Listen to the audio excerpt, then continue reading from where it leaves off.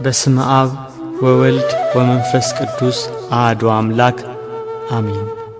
ከመረጥኳቸው ጋር ቃል ኪዳኔን አደረግኩ።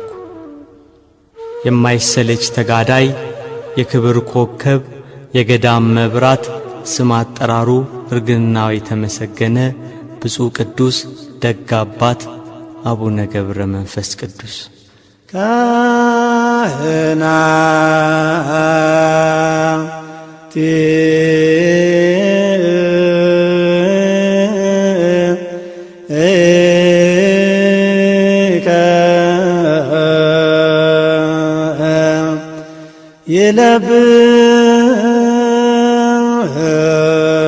የለብሱ ጽድቀ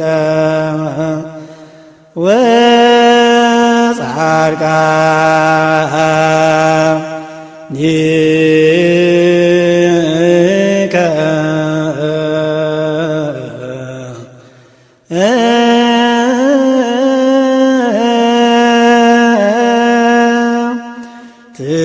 ትፍስሕተ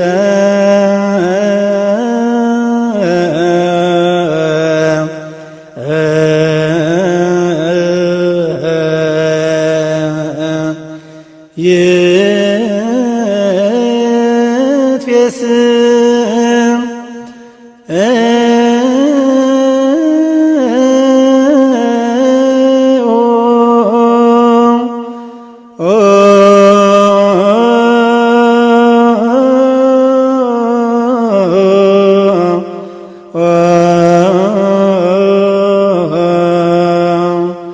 በእንተ ዳዊት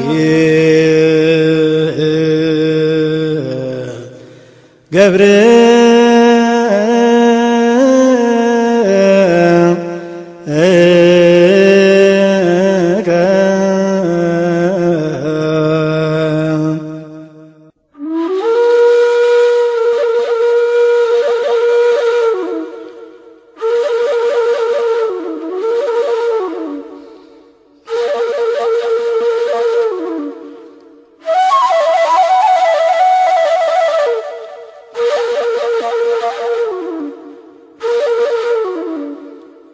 ሀገራችን ኢትዮጵያ ክርስትናን ከመቀበሏ በፊት በሕገ ልቦና እግዚአብሔርን ታመልክ ነበር።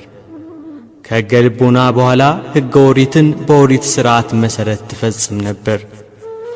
ኢትዮጵያውያን ወደ ኢየሩሳሌም እየተጓዙ ሥርዓተ ኦሪትን ይፈጽሙ ነበር።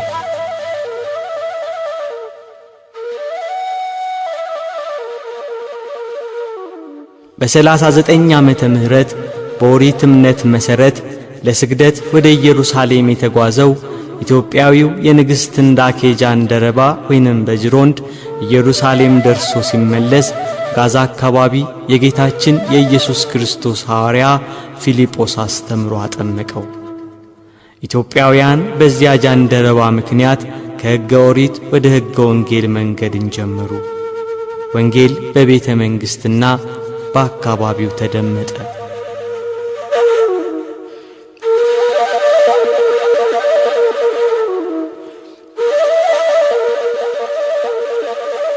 በአራተኛው ክፍለ ዘመን አባ ሰላማ ከሳቴ ብርሃን ወይንም ቅዱስ ፍርሚናጦስ ጵጵስናን ከእስክንድሪያ ከቅዱስ አትናቴዎስ ተቀብሎ ሲመለስ ክርስትና በይፋ የመንግሥት ሃይማኖት ሆነ።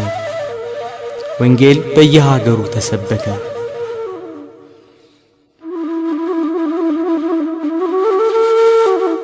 በኦሪት ሥርዓት በነቢያት የተተነበየውን ትንቢት የተመሰለውን ምሳሌ ሲናፍቁ የነበሩ ኢትዮጵያውያን በወንጌል የኢየሱስ ክርስቶስ መሰበክ እውን መሆኑን አምነው ከሕገ ኦሪት ወደ ሕገ ወንጌል ተሻገሩ። በኦሪት ጥላነት ሐዋርያትን መሠረት እያደረጉ ወንጌል ተሰበከ። ገዳማት ተገደሙ፣ አብያተ መቅደስ ታነጹ፣ ክርስትና ተሰበከ። በኢየሱስ ክርስቶስ ፍጹም ፍቅር ተጠምደው ዓለምን ንቀው እርሱን አብነት ያደረጉ ወደ በረሃ እየገቡ ከዚህ ዓለም ሀብትና ደስታ ይልቅ የሰማያዊውን ሀብትና ደስታ እየናፈቁ በምግባርና በሃይማኖት ይጸኑ ብዙ ቅዱሳን ተነሱ።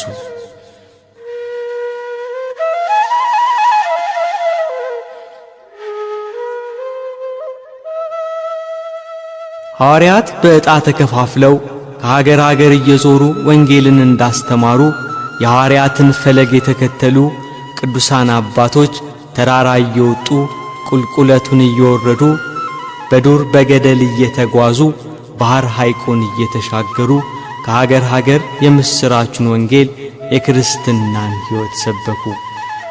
ኑሯቸውን በበረሃ አድርገው ድምፀ አራዊትን፣ ግርማ ሌሊትን፣ ጸባጋንንትን እየታገሱ የቅድስናን ሕይወት ለሌላው መብራት እንዲሆን ወንጌል በዓለም እንዲስፋፋ የክርስቶስን የማዳኑን ዜና ምሕረቱንና ቸርነቱን አዳረሱ።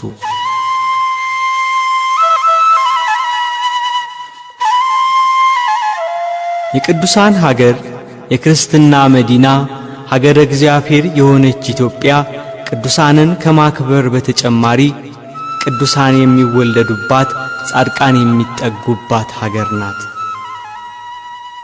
ቅድስና ቅዱስ የሆነው እግዚአብሔርን ቅዱስ እንደሆነ በቅድስና ቅዱስ የሚኮንበት ሕይወት ነው። እኔ ቅዱስ እንደሆንኩ እናንተም ቅዱሳን ሁኑ እንዳለ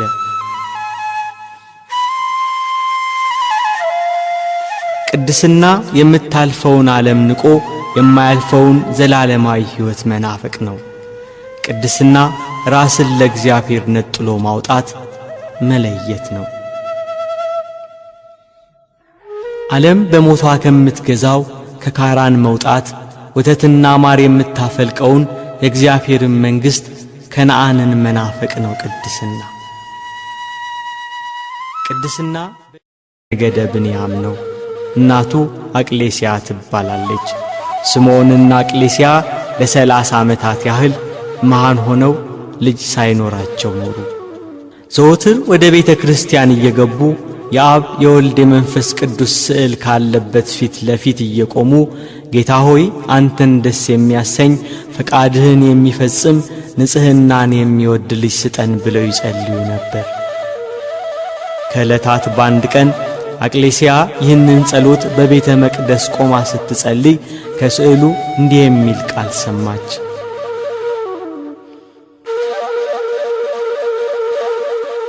ስልጣኑ ከሰማይ ከፍታ ከፍ የሚል ንጽሕናው ከሚካኤልና ከገብርኤል የሚተካከል ክህነቱ እንደ መልከ ጼዴቅ አኗኗሩ እንደ መጥምቁ ዮሐንስ ሕይወቱ እንደ ነቢዩ ኤልያስ የሆነ ልጅ እንቺ ተቀበይ አላት። ከስዕሉ ላይ የወጣው ድምፅ የኤሳውና የያዕቆብ እናት ርብቃ በማኅፀኗ ስለነበረው ጽንስ እግዚአብሔርን ልትጠይቅ እንደሄደች አቅሌስያም እንደ ርብቃ ስለ ልጅ ማግኘት የእግዚአብሔርን ቃል ልትጠይቅ ብትሄድ እግዚአብሔር ክብሩ ከፍ ያለ ልጅ እንቺ ብሎ ሰጣት። መጋቢት 29 ቀን አቅሌስያ ጸነሰች። ታኅሳስ 29 ቀን በ8ኛው መቶ ክፍለ ዘመን ደምግባቱ ያማረ ወንድ ልጅ ወለደች። መልአኩ ቅዱስ ገብርኤል በሰው አምሳል መጥቶ የዚህ ልጅሽ ስሙ ገብረ መንፈስ ቅዱስ ይባላል አላት። የመንፈስ ቅዱስ ድንቅ ሥራ ነውና።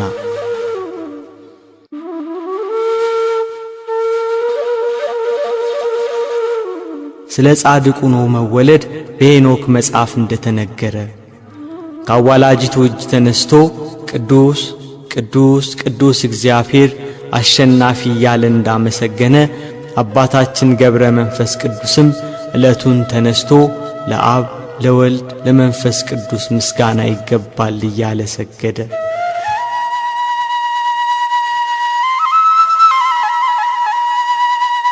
የእግዚአብሔር ቃል ወደ እኔ እንዲህ ሲል መጣ። በሆድ ሳልሰራ አውቄአለሁ፣ ከማኅፀን ሳትወጣ ቀድሼአለሁ፣ ለአሕዛብ ነቢይ አድርጌአለሁ እንዳለ ለነቢዩ ኤርምያስ። ኤርምያስን ከማኅፀን ሳይወጣ በእናቱ ማኅፀን ሳይሰራው እንደባረከው አባታችን አቡነ ገብረ መንፈስ ቅዱስንም ባረከው። አባታችን አቡነ ገብረ መንፈስ ቅዱስ ከተወለደ ከ3 ዓመት በኋላ እግዚአብሔር አምላክ መልአኩ ቅዱስ ገብርኤልን አዘዘው። ሕፃኑን ከእናቱ ክንድ ተቀብለህ ወደ 7ቱ ሰማያት አምጣው ብሎ። መልአኩ ቅዱስ ገብርኤል ሕፃኑን ከእናቱ ክንድ ተቀበለ። ሴት ልጅ ልጇን እንድትታቀፍ በክንፎቹ አቀፈው። ወደ ሰማይ ከፍ አድርጎ ሕፃኑን ሲስመው በዚያ የነበሩ ሰዎች ተገረሙ። መልአኩ ቅዱስ ገብርኤል እስከ 7ቱ ሰማያት አወጣውና ወደ እግዚአብሔር መንግሥት አቀረበው።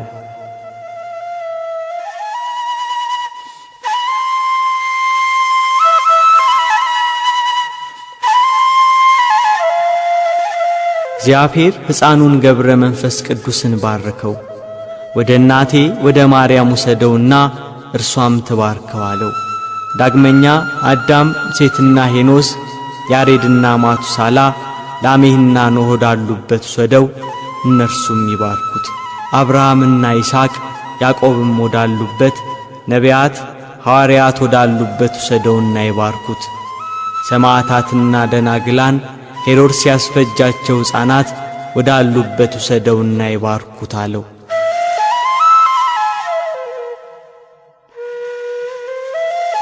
መልአኩ ቅዱስ ገብርኤል ሕፃኑን ወደ እመቤታችን ወሰደው። እናታችን ቅድስት ድንግል ማርያም ሕፃኑን ተቀብላ ሳመችውና ባረከችው። ዳግመኛም ወደ ቅዱሳኑ ሁሉ ወሰደውና ሰላም አሉት። እግዚአብሔር አምላክ መልአኩ ቅዱስ ገብርኤልን አዘዘው። ሕፃኑን ብዙ ገዳማውያን ወዳሉበት ገዳም ውሰደውና ከበራፋቸው አስቀምጠው። ለዚያ ገዳምም አበምኔት ሕፃኑን ከበረህ አንስተህ ከአንተ ዘንድ አኑረው፣ ስለ ልብስና ምግቡ አታስብ፣ ሕፃኑ የመንፈስ ቅዱስ ማደሪያ ነውና ብለህ ንገረው አለው።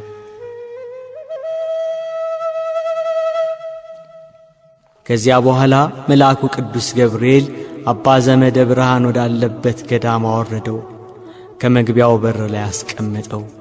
ለአባ ዘመደ ብርሃንም እግዚአብሔር ያዘዘውን መልእክት ተናገረ። አባ ዘመደ ብርሃን የመልአኩን ቃል ሰምቶ በሩን ቢከፍት ፊቱን እንደ ፀሐይ የሚያበራ ደም ግባቱ የሚያምር ሕፃን ልጅ ከበራፉ ተቀምጦ አገኘ። እጅግ ደስ ብሎት ለእግዚአብሔር ሰገደና ሕፃኑን አንስቶ ታቅፎ ሳመው፣ ወደ ቤቱም አስገባው።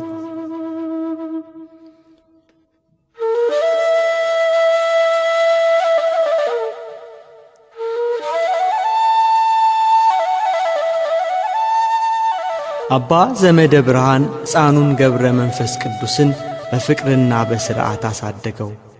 መዝሙረ ዳዊትንና የቤተ ክርስቲያንን መጻሕፍት አስተማረው። ለማዕረገ ዲቁና ሲደርስ ስሙ አብርሃም ወደሚባል ጳጳስ ወሰደው።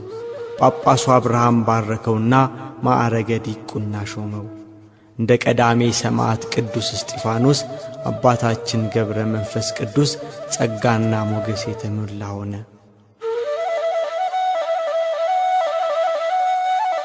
አባታችን ገብረ መንፈስ ቅዱስ ወደ አባቶቹ ሀገር ተመለሰ። በመንፈስ ቅዱስ ኃይል ጠነከረ። የእግዚአብሔር ጸጋ አድሮበታልና በሥራው ሁሉ ዕውቀትን የተመላ ሆነ። ፍጹም ሰው ሆነ። የእግዚአብሔርን ሕግ ሁሉ ፈጸመ። አባ ዘመደ ብርሃን እንደ መነኮሳት አባት እንደንጦስ አስኬማን ሰጠው። ወገቡን በሰቅናና በቅናት ታጠቀ። ያንደበቱን ቅልጥፍና የነገሩን ማማር የተመለከተ አባ ዘመደ ብርሃን ስውር ጸጋ እንዳደረበት አስተዋለ።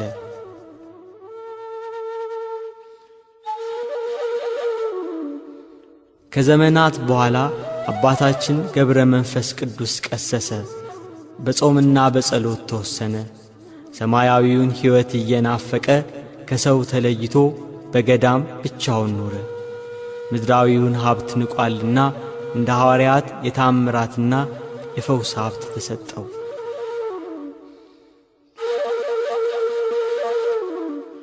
አባታችን ገብረ መንፈስ ቅዱስ በግብፅ በገዳመ ኒስ መነኮሰ። በጫካ በገዳም በበረሃ ከሰው ተለይቶ በጾም በጸሎት ተወስኖ ኖረ። በበጋው ሐሩር በክረምቱ ቁር እየተሰቃየ ኖረ። በሰውነቱ ላይ ልብስን አልለበሰም፣ ራቁቱን ነበር። ራቁቱን በባሕር ላይ ቆሞ ይጸልይ ነበር። ወገቡን በማቅ በሰንሰለት ታጥቆ ነበር። በዚያ ጫካ ከቅዝቃዜው የተነሣ ሰውነቱ አልቆ አጥንቱ ደርቆ ነበር።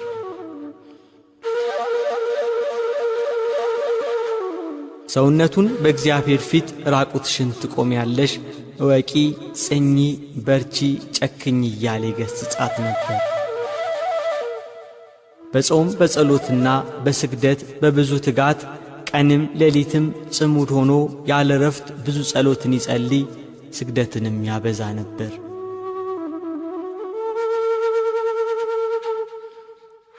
ሥጋው እስኪደርቅ ቁርበቱም ካጥንቱ እስኪጣበቅ ድረስ መልአኩ ቅዱስ ገብርኤልን እግዚአብሔር አዘዘው።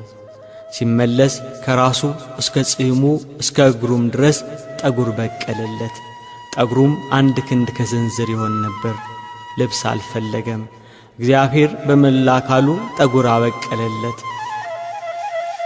እንደ በግ ጠጉር ያለ ሥጋውን የሚሸፍን ጽሙ የሚያምር እንደ ቁራ ጥቁር የሆነ እንደ ነጭ ሐር የተፈተለ ግርማው እንደሚያስፈራ አንበሳ ነበር።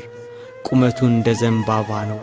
መዓዛው እንደ ከበረ በስቂጥስ እንደሚባል ሽቶ ያማረ ሲሆን መዓዛው ጫካውን ይሞላ ነበር።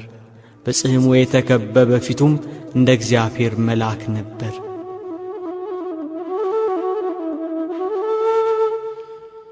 አባታችን ገብረ መንፈስ ቅዱስ ሰውነቱን ከቀን ወደ ቀን በልዩ ልዩ ገድል ይቀጣት ነበር። ነምሮቹና አናብስቱ ራሳቸውን ዝቅ አድርገው ተገዙለት። ከእርሱ ጋር ተስማምተው ኖሩ። ሁሉም ብፁዕ አባታችንን ሊጎዱት አልቻሉም። በእግዚአብሔር ኃይል የአናብስቱን አፍ እንደዘጋ እንደ ነቢዩ ዳንኤል ሆነ።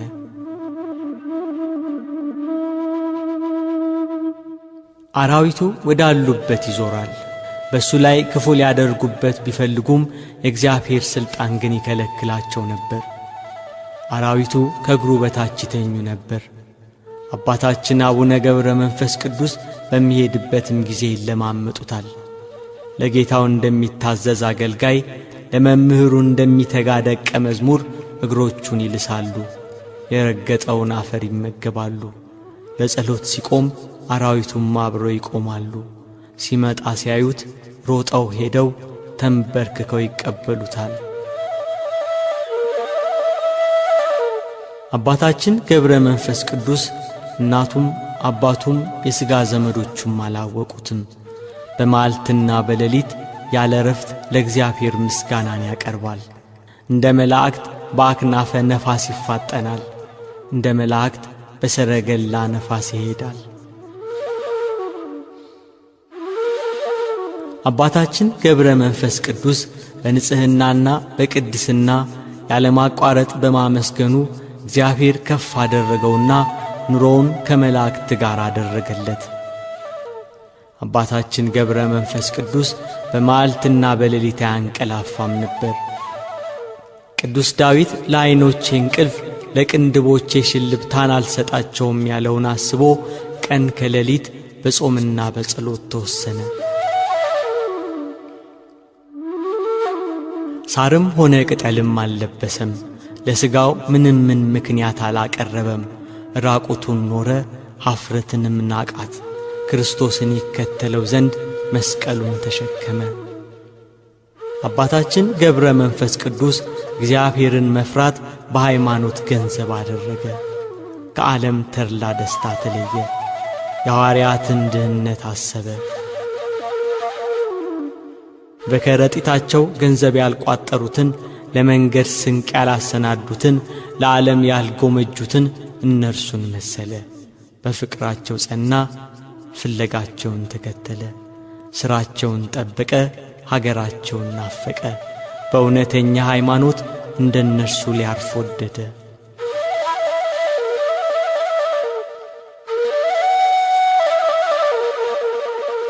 አባታችን ገብረ መንፈስ ቅዱስ ብዙ ውርጭ ብዙ አመዳይ በሚገኝበት ደሴት ረግረግ በሆነ ጥልቅ ጉድጓድ ኖረ። በዚያም ዘወትር ወደ እግዚአብሔር ይጸልይ ነበር እንዲህ እያለ፣ አቤቱ ለምንሃለው፣ ተስፋ ካደረግኩት ነገር አታሳፍረኝ። ከማኅፀን ጀምሮ በአንተ ተጣልኩ። ከእናቴ ማኅፀን አንተ አምላኬ ነህ። በማኅፀንም አንተ ጠበቅከኝ። ስም አጠራሪ አንተ ነህ። መላእክተኛህን ላክ፣ ከእናት ከአባቴም ቤት አወጣኸኝ። በጫካ በበረሃ በገዳም አኖርከኝ። አቤቱ የሚገለጥ ምሕረትህን ፈጥነህ አድርግልኝ። ይህም እንደ ሥራዬ ሳይሆን እንደ ቸርነት ነው እንጂ አቤቱ ጌታ ሆይ ለእኔ ፊትህን አሳየኝ። መራራ ለቅሶን እያለቀሰ ደረቱን እየመታ ዘወትር መላልሶ ጸለየ። ከጠዋት እስከ ማታ ያለ ረፍት ይሰግዳል። ወዙ እንደ ውሃ በስቶ ይፈስ ነበር። ቀንም ሌሊትም ያለ ማቋረጥ ምድርን ያርስ ነበር። እንደ መላእክት ይዘምር ነበር። ጸሎቱን ሲጨርስ መላእክት እንደ ልማዳቸው መጥተው አጽናኑት። ያን ጊዜ ሰማይ ተከፈተ፣ የእሳት ድንኳን ተገለጠ። 40ቱ እንስሳ የእግዚአብሔርን መንበር ተሸክመው ታዩ። 24ቱ ካህናተ ሰማይ ማዕጠንት ይዘው በዙፋኑ ዙሪያ ቆመዋል። መላእክት የመላእክት አለቃ በየነገዳቸው ቆመዋል። ቅዱስ ቅዱስ ቅዱስ እግዚአብሔር አሸናፊ እያሉ በምስጋና ይጮኻሉ። ጌታችን ኢየሱስ ክርስቶስ ለአባታችን ለአቡነ ገብረ መንፈስ ቅዱስ በአንድነትና በሦስትነት ተገልጾ ታየው። አባታችን ገብረ መንፈስ ቅዱስ ይህንን ታላቅ መገለጥ ባየ ጊዜ ፈራ። ጌታችን ኢየሱስ ክርስቶስ ግን አበረታው። ወዳጄ ሆይ ምን ትሻለህ? እነሆ በለመንከኝ ጊዜ ተገለጥኩልህ አለው። አባታችን ገብረ መንፈስ ቅዱስ አቤቱ ጌታ ሆይ እንደ ክረምት ውሃ እንባቸውን እያፈሰሱ ጥርሳቸውን እያፋጩ በደይን የሚኖሩትን አስባቸው፣ ሰይጣን አስቷቸዋልና በማወቅ ባለማወቅ በሰሩትም ማራቸው፣ ይቅር በላቸው እያለ ለመነ። ጌታችን ኢየሱስ ክርስቶስ ወዳጄ ሆይ ስምህን የጠሩትን መታሰቢያህን ያደረጉትን ኃጥአንን ምሬልሃለሁ፣ ተነስተህ ኢትዮጵያ ወደምትባል ሀገር ሂድ፣ በዚያም ከደይን የምታወጣቸው ነፍሳት አሉ ብሎ ቃል ኪዳን ገባለት። አባታችን ገብረ መንፈስ ቅዱስ በነፋስ ሰረገላ ሆኖ መልአኩ ቅዱስ ገብርኤል እየመራው ወደ ኢትዮጵያ መጣ። እጆቿን ወደ እግዚአብሔር ትዘረጋለች ተብሎ ትንቢት ወደ ተነገረላት ወደ ቅድስት አገር ወደ ኢትዮጵያ መጣ።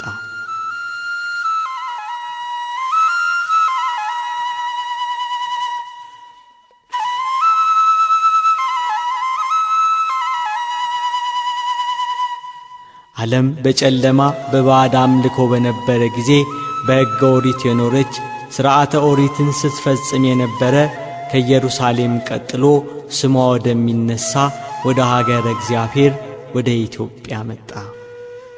ኢየሱስ ክርስቶስ በቀራንዮ ተሰቅሎ የደሙ ነጠብጣብ ያረፈበት መድኃኒተ ነፍስ የሆነው የመስቀሉ ግማሽ ክፍል ወዳለበት ወደ ኢትዮጵያ መጣ። ከግማደ መስቀሉ ጋር ብዙ የቅዱሳን አጽም ወደ መጣበት ወደ ኢትዮጵያ መጣ። ሙሴ ከእግዚአብሔር ተቀብሎ እስራኤል ዘሥጋ በምድረ በዳ እግዚአብሔር ከእነርሱ ጋር የሚገለጽበት የቃል ኪዳኑ ታቦት ወዳለበት የድንግል ማርያም አስራት ወደ ሆነች ወደ ሀገረ እግዚአብሔር ወደ ኢትዮጵያ መጣ።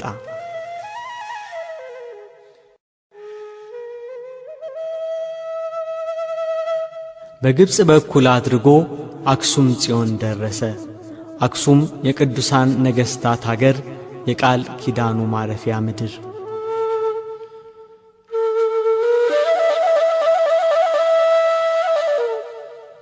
በአክሱም 3 ሱባዔ እየጸለየ ከሰነበተ በኋላ ወደ ሮሃ ወረደ።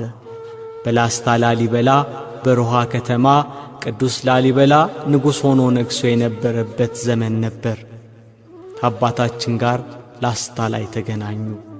ቅዱስ ላሊበላ የጸጉሩን ርዝመት ተመልክቶ ተገረመ። የሚጸልይበትና የሚያድርበት የእንግዳ ቤት ሰጥቶት ጥቂት ቀን ከእርሱ ጋር ሰነበተ። አባታችን ገብረ መንፈስ ቅዱስ እየጸለየና እያስተማረ በላስታ ከቅዱስ ላሊበላ ጋር ጥቂት ጊዜያት ሰነበተ። ከቀናት በኋላ ገብረ መንፈስ ቅዱስ ላሊበላን ተሰናብቶ እግዚአብሔር ሂድ ወዳለው ወደ ዝቋላ ለመሄድ ተነሣ።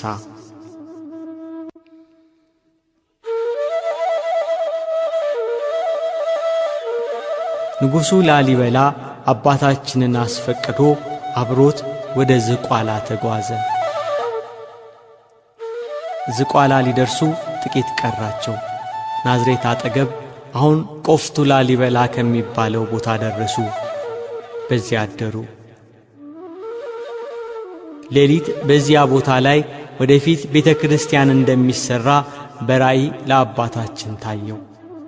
ሲነጋ ምዕራፈ ቅዱሳን በኩረ ገዳማት ወደ ሆነችው ዝቋላ አምባ ወጡ። የዝቋላ ተራራ እጅግ አስቸጋሪ ቢሆንም ከተራራው አናት ላይ የሚታየው ለምለም ሜዳ፣ ጥቅጥቅ ያለው ደን መንፈስን ያበረታል። ዝቋላ ከደረሱ በኋላ አምባው የመናንያን መኖሪያ እንዲሆን ዳሩ እሳት መካከሉ ገነት ይሁን፣ የበረረ ወፍ የሰገረ ቆቃ ይታደንበት፣ ወንጀለኛ ተማጽኖ የሚድንበት ይሁን ብሎ ገዳሙን ገድሞላቸው ሊለያቸው ተነሣ። ንጉሡ ቅዱስ ላሊበላ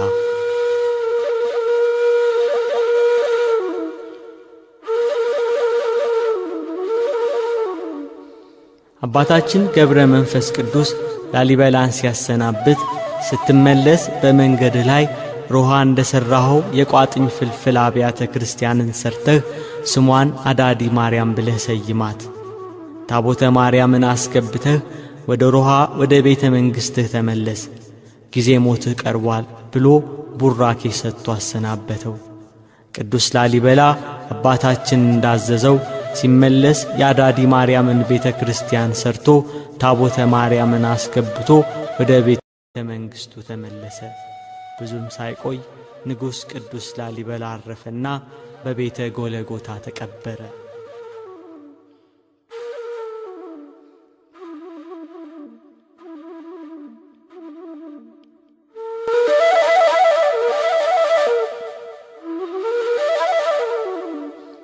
አባታችን ገብረ መንፈስ ቅዱስ ከዕለታት አንድ ቀን ከዝቋላ አምባ ወርዶ ሕዝቡን ሲያስተምር ሰነበተ።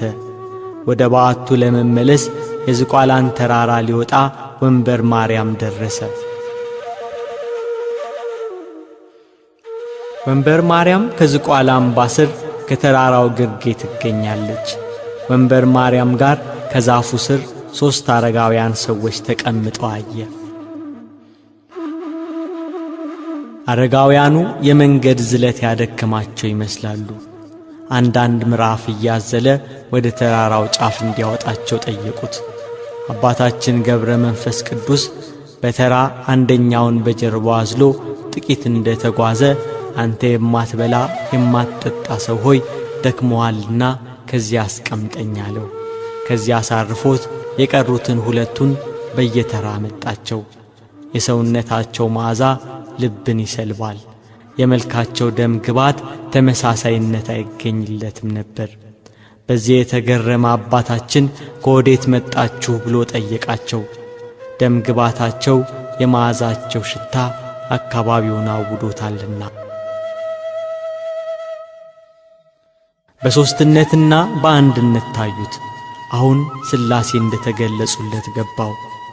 ለአባቶች አባት ለአብርሃም በመምሪያ አድባር ዛፍ ስር 1ም 3ም ሆነው እንደተገለጹት ለአባታችን በዝቋላ ተራራ ላይ በአንድነትና በሦስትነት ሥላሴ ታዩት። ወደ ሰማይ አወጡት፣ 7ቱ ሰማያት አደረሱት።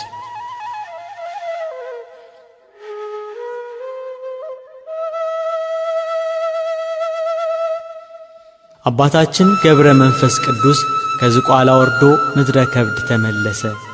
በየሀገራቱ እየተዘዋወረ ለሕዝቡ ወንጌልን እያስተማረ ስለ ኢትዮጵያ ሰዎች እየጸለየ ከሀገር ሀገር ተመላለሰ።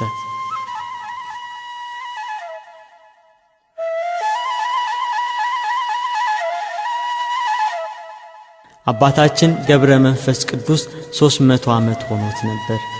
በዝቋላ በውሃ ዳር ቆሞ ምስራቁና ምዕራቡን ሰሜንና ደቡቡን ተመለከተ። እግዚአብሔር ከእርሱ ጋር ነበርና የኢትዮጵያ ሰዎች ኃጢአትም በፊቱ ታየው። ወደ ባሕር ቁልቁል ተዘግዝቆ ከባሕር እንዳልወጣ በእግሬም እንዳልቆም በሕያው ስምህ እምላለሁ እያለ ቃል ኪዳን ስለተገባለት ስለ ኢትዮጵያውያን 40 መዓልትና ሌሊት በባሕር ውስጥ ቆየ። ጌታችን ኢየሱስ ክርስቶስ የአባታችንን ጸሎት ተቀብሎ ስምህን የጠራ መታሰቢያህን ያደረገውን እምርልሃለሁ ብሎ ዳግም ቃል ኪዳን ገባለት። አባታችን ገብረ መንፈስ ቅዱስ ግን መላ ኢትዮጵያን ማርልኝ እያለ እያለቀሰ ጸለየ። በዚያ ባህር ውስጥ 100 ዓመት ኖረ። ሥጋው አለቀ፣ ደሙም በባህር ውስጥ ፈሰሰ፣ ውሃውም ደም መሰለ። አጥንቶቹ እንደ በረዶ ሆነው ታዩ። አጋንንት በየቀኑ እየመጡ በፍላጻዎቻቸው ይወጉት ነበር። የአባታችንን ጽናት ያየ አምላካችን እግዚአብሔር ወደ ዝቋላ መጥቶ ከባሕሩ ዳር ቆመ። ገብረ መንፈስ ቅዱስ ብሎ ተጣራ። ና ከባሕሩ ውጣ፣ ኢትዮጵያን ምሬልሃለሁ አለው።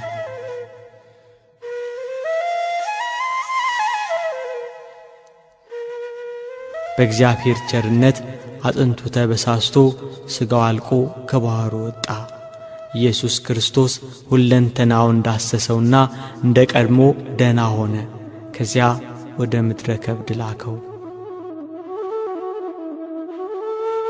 በምድረ ከብድ አባታችን ገብረ መንፈስ ቅዱስ እንደ አምድ ተክል ሆኖ 7 ዓመት ቆመ። ቅንድቡን ሳይከድን ራሱን ወደ መሬት ዝቅ ሳያደርግ እጆቹን እንደ ዘረጋ ወደ ሰማይ እየተመለከተ 7 ዓመት ቆየ።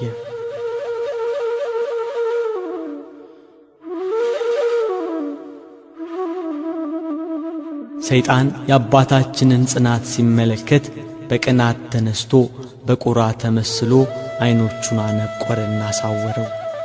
እርሱ ግን ምንም ሳያጓድል እስከ 2 ሳምንት ድረስ በትጋት ወደ ሰማይ እንዳቀና ሲጸልይ ቆየ። እመቤታችን ቅድስት ድንግል ማርያም ሐምሌ 5 ቀን የብርሃን ዓይን አምጥታ ተከለችለት።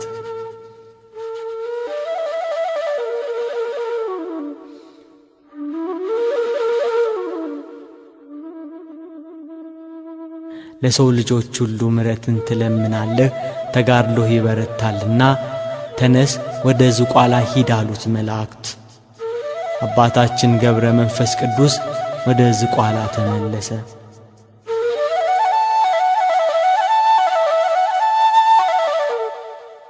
ነቢያትና ሐዋርያት ወገናችን እያሉት መላእክት በክንፎቻቸው አቅፈው እመቤታችን ቅድስት ድንግል ማርያም ወዳጄ እያለችው በመብረቅ ላይ ሆኖ ወደ ዝቋላ ሄደ።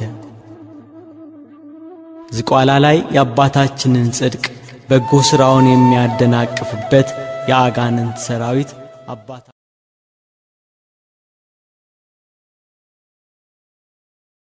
ተተከለ። ያዕቆብ በሎዛ ያያት መሰላል በምድረ ከብድም ተተከለች። የአባቶች አባት ያዕቆብ ከአባቶች ጋር እንደገና ትደሰት ዘንድና የአባቶች አባት አብርሃም፣ ይስሐቅ፣ ነቢያት፣ ሐዋርያት፣ ቅዱሳኑ ሁሉ ኑ።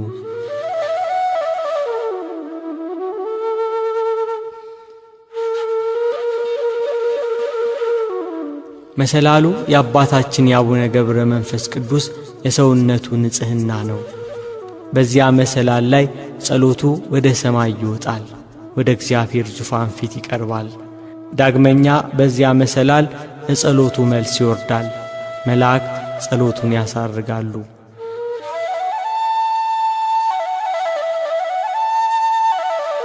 አባታችን እጁን ዘርግቶ ለጸሎት በቆመ ጊዜ የሰማይ በር ይከፈታል፣ መንበረ ጸባዖት ድረስ ያያል።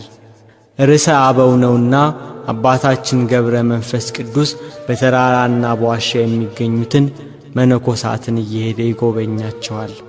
አመጣጡ እንደ ነፋስ፣ አካሄዱም እንደ መላእክት ነው።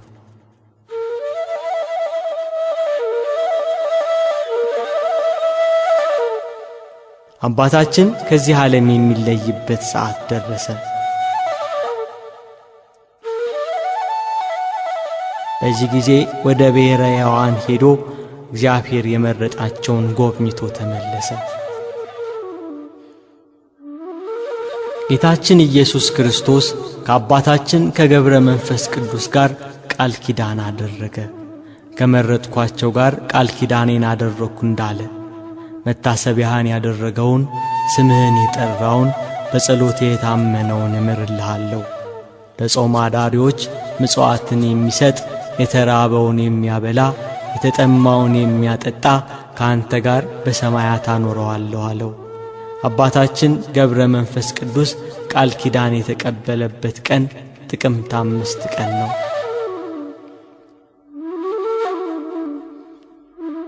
አባታችን ገብረ መንፈስ ቅዱስ ከዚህ ከሚያልፈው ዓለም ወደማያልፈው ዓለም የሚለይበት ቀን በደረሰ ጊዜ በ1415 ዓመተ ምህረት መጋቢት 3 ቀን አርብ ታመመ።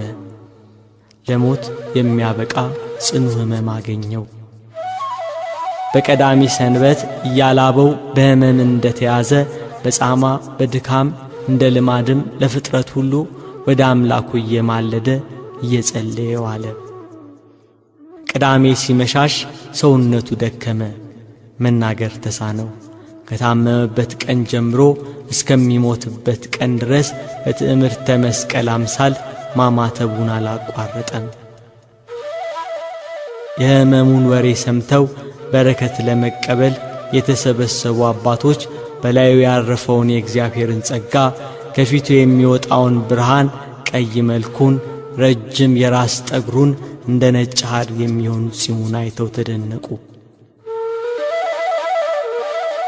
ቅዳሜ ለእሑድ አጥቢያ መጋቢት 5 ሌሊት 7 ሰዓት ሲሆን ከሰማይ የነጎድጓድ ድምፅ ተሰማ።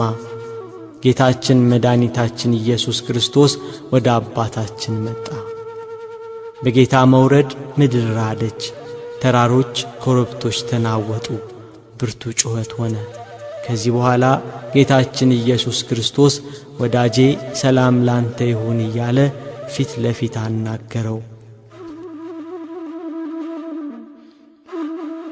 የተጋድሎውን ዋጋ ዓለምን ጥሎ የመነነበትን ገንዘብን ሁሉ ጥሎ የተከተለ የሚያገኘውን ዋጋ ሰጠው። የማያልፍ የማይቋረጥ ቃል ኪዳን አደረገ።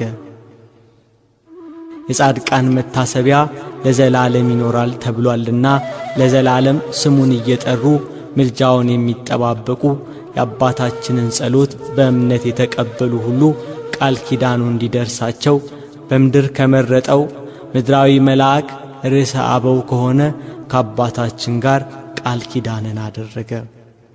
ጌታችን ኢየሱስ ክርስቶስ ከአባታችን ጋር ቃል ኪዳን ሲገባ የአባታችን የእጅና የእግሩ ጣቶች እንደ ፋና በሩ፣ ከጠጉሩም ወተት ይፈስ ነበር፣ ከአፉም በረድ የሚመስል ነጭ ንብ ይወጣ ነበር። ወደ ሰማይ ይወጣል፣ እንደገናም ይወርዳል፣ ወደ አፉም ይመለሳል። ከአባታችን ከእጅና ከእግሩ የሚወጣው ከጠጉሩም የሚፈሰው ወተት የመላእክት ምሳሌ የሆነው ቅድስናው ነው። ከአፉ የሚወጣው ነጭ ንብ ቂም በቀል የሌለው ጸሎቱ ነው።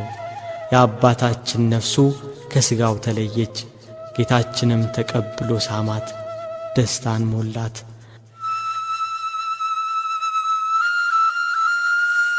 ሥጋውን መላእክት ገነዙት።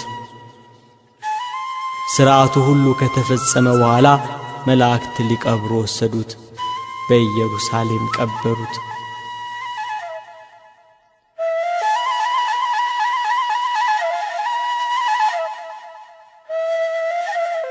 በአባታችን የሥጋ ረፍት ቅዱሳን አባቶች ሁሉ አዘኑ።